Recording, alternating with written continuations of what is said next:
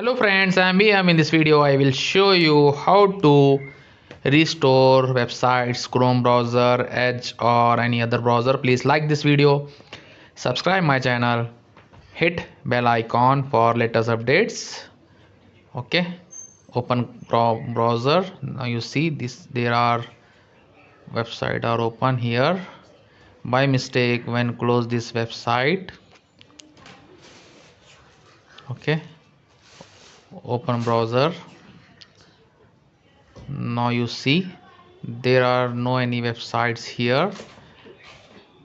Press Ctrl plus Shift plus CL to restore website. This is shortcut key for restore websites any browser. Okay, now you see all websites are open.